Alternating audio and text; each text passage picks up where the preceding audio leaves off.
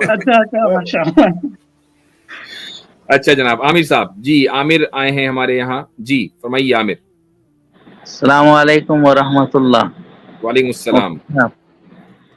मैं आपके हम आश्रम में से हूँ, अच्छा, दारुल से फारिग हूँ। किस साल में? 2003 में फरागत हुई। 2 साल बाद फारिग हुए आप हमारे से।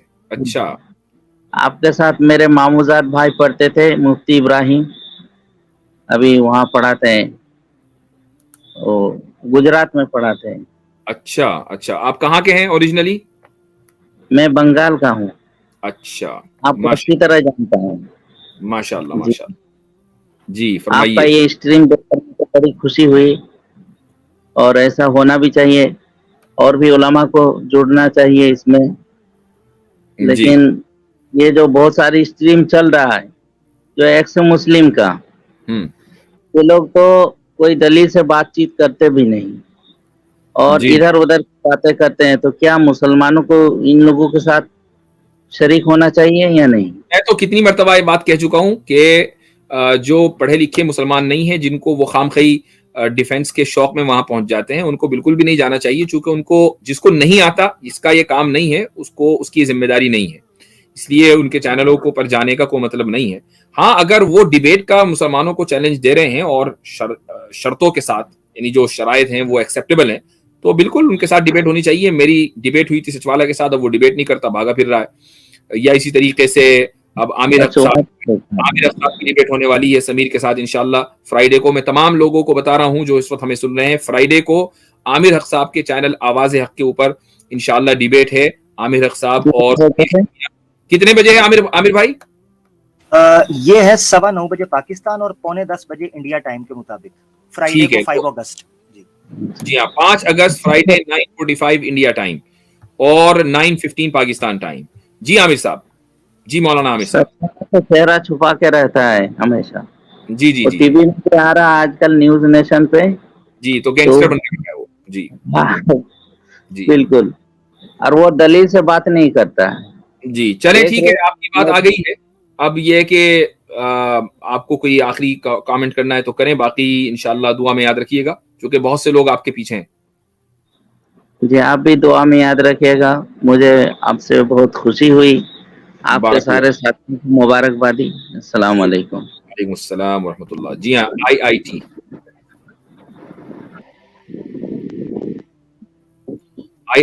जी, मेरी आवाज आ रही है मेरी?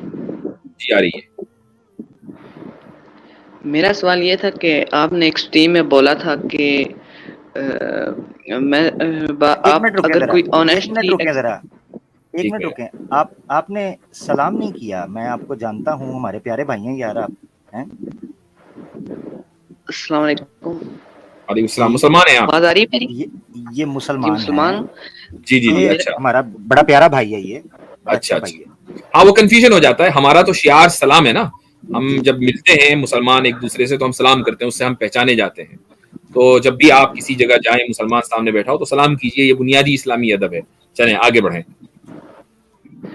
जी, तो एक बात से आपकी इख्तिलाफ था। आपने एक स्ट्रीम में ये बोला था कि जो अगर कोई शख्स ऑनेस्टली एक्स मुस्लिम होता है, यानी उसके पास आप लोगों की वीडियो नहीं पहुंची, सिर्फ समीर की उसने वीडियो देखी है, सिर्फ उसने एक्स मुस्लिम की वीडियो देखी, तो वो ऑनेस्टली एक्स मुस्लिम हो जाता है। वो आपने दिल से वो नहीं हुआ, तो आपने कहा था तब भी वो जहन्नुम में जाएगा। तो इसकी सबसे पहले तो इसके ऊपर 3 बातें करूंगा। एक तो ये कि इसकी यहाँ कुछ दलील आप दे दें, या ये कि फिर इस तरह तो मतलब इंसाफ नहीं रहेगा, मतलब अगर आपकी इस बात को माना जाए तो। देखें, ऐसा है कि सबसे पहली बात तो ये कि उसका हमारी वीडियो से कोई ताल्लुक नहीं है। यानी अगर कोई आदमी मुसलमान हो रहा है तो ये जरूरी नहीं कि हमारी वीडियो देखकर मुसलमान हो रहा है, या किसी का ईमान बच रहा है, ये कोई जरूरी नहीं है कि हमारी वीडियो देखकर उसका ईमान बच रहा हो। एक आदमी की अपनी तहकीक भी होती है। एक आदमी खुद भी, अल्लाह ताला ने उसको अकल दी है, वो अपनी अकल इस्तेमाल कर सकता है। वो देख रहा है कि भाई ये लोग जो हैं कुरान के गलत सलत तर्जुमे कर रहे हैं, हदीस के उल्टे सीधे रेफरेंस दे रहे हैं, मौजू हदीसें पेश कर करके इस्लाम के ऊपर एतराज कर रहे हैं। इसी तरीके से आप ये देख रहे हैं कि उनके जो चैनल्स हैं वो खालिस और खालिस सनातनियों के चंदे के ऊपर चल रहे हैं, एक बिजनेस लगा हुआ है। तो आप कैसे इस तरह के कंटेंट से गुमराह हो सकते हैं? सबसे बड़ी बात तो ये है, चाहे आप मेरी वीडियो, हमारी वीडियोस देखें या ना देखें, آپ اپنے طور پر تحقیق کریں. اگر کوئی آدمی اس طرح کی ویڈیوز دیکھتا ہے اور وہ مرتد ہو جاتا ہے, اس کے پاس مکمل آپشن ہے کہ وہ قرآن کریم اٹھائے اور خود پڑھے, اس کے پاس آپشن ہے کہ وہ حدیثیں پڑھے, اس کے پاس یہ آپشن ہے کہ وہ علماء سے جا کر پوچھے کہ بھائی مجھے یہ اعتراض ہے, مجھے اس اعتراض کا جواب دیں. اس بنیاد پر میں نے کہا کہ وہ سب چیزیں نہیں کرتا, تحقیق چھوڑ دیتا ہے اور غیر مسلموں کے یا ایکس مسلمز کے اس ہتھ کنڈے کا شکار ہو جاتا ہے, تو ظاہر ہے کہ اگر اس کی موت اس حالت میں آنی ہے تو اس کا ٹھکانہ جہنم ہے. میں اس پر قائم ہوں. نہیں مطلب اگر وہ اپنے طور پہ اگر وہ ریسرچ کرتا بھی ہے تھوڑی بہتی اپنے دل سے, مطلب اپنے دل سے, تو اس کو یہ ہے کہ میں نے پوری ریسرچ اپنی کر لی ہے, مکمل کر لی ہے, لیکن تب بھی وہ ایکس مسلم رہتا ہے. اپنے دل میں تو وہ ہے مطلب میں نے پوری ریسرچ کی ہے اور وہ کر بھی رہا ہے ریسرچ. اگر وہ کر رہا ہے, وہ ریسرچ اس کی جاری ہے, ٹھیک ہے, تو آپ اس کو پھر یہ کہہ سکتے ہیں کہ بھئی چلو وہ ایگنوسٹک ہے, وہ حق کا متلاشی ہے اور اس کو کم سے کم خدا کے وجود کے اوپر یقین ہے. اگر اس کو خدا کے وجود ہی پر یقین نہیں ہے تو ٹھیک ہے, وہ خدا کے وجود کے اوپر تحقیق کرے. لیکن اگر اس شک کی حالت میں مر گیا کہ وہ خدا کے وجود کا قائل نہیں ہے, اس کی وجہ یہ ہے کہ خدا کے وجود کے جو دلائل ہیں وہ مضبوط ہیں اور خدا کے عدم وجود, اس کے موجود نہ ہونے کی کوئی دلیل نہیں ہے, کوئی دلیل نہیں ہے. اس کا مطلب یہ ہے کہ آپ کے ایگنوسٹک ہونے کا کوئی مطلب بنتا ہی نہیں ہے کہ آپ جو موجود دلیل ہے ان کو تو مان نہیں رہے ہیں, اور جس دوسری جو پوزیشن اس کے اوپر کوئی دلیل نہیں ہے آپ اس کو جو ہے ایکنالج کر رہے ہیں. تو اگر کوئی آدمی اس حالت میں مرتا ہے تو اس کا ٹھکانہ بھی جہنم ہے. مطلب میں جو آپ کی بات سے یہ سمجھاؤں کہ اگر کوئی شخص انیسٹلی ایکس مسلم ہو بھی جاتا ہے لیکن بس اس کے خدا کے وجود پہ اگر وہ قائل ہے انیسٹلی اپنے دل سے, اور ظاہر یہ تو عقل کا ہے کہ نظر آ رہا ہے کہ کوئی ایک شخص ایکس مسلم ہو رہا ہے یا نہیں ہو رہا, تو مطلب یہ آپ کہہ رہے ہیں کہ اگر کوئی خدا کے وجود کا قائل ہے تو میں یہ کہہ رہا ہوں کہ ایک آدمی کو کے ذہن میں مثلا اس طرح کی ویڈیوز دیکھ کر کچھ شکوک و شبہات آ گئے, اور شکوک و شبہات کے باوجود وہ تحقیق کر رہا ہے کہ بھئی ہو سکتا ہے کہ میری بات صحیح ہو اور ہو سکتا ہے کہ غلط ہو, جو بھی میرے ذہن میں مجھے شک ہے کہ پتہ نہیں یہ حدیث ٹھیک ہے یا نہیں, پتہ نہیں یہ عقیدہ ٹھیک ہے یا نہیں, لیکن جو بنیادی چیزیں ہیں اس کے اوپر اس کا مکمل ایمان ہے. باقی جو ادھر ادھر کی چیزیں اس کے بارے میں اس کو شک پیدا ہو گیا, اگر وہ اس حال میں مر جاتا ہے تو امید ہے کہ اللہ تعالیٰ اس کو معاف کر دے گا اور امید ہے کہ وہ جنت میں جائے گا انشاءاللہ تعالی.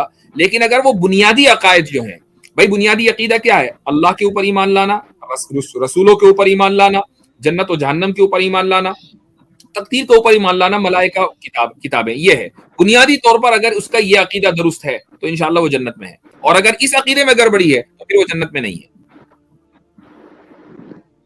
کیا بہت اچھا آپ نے سمجھایا, بہت شکریہ آپ کا.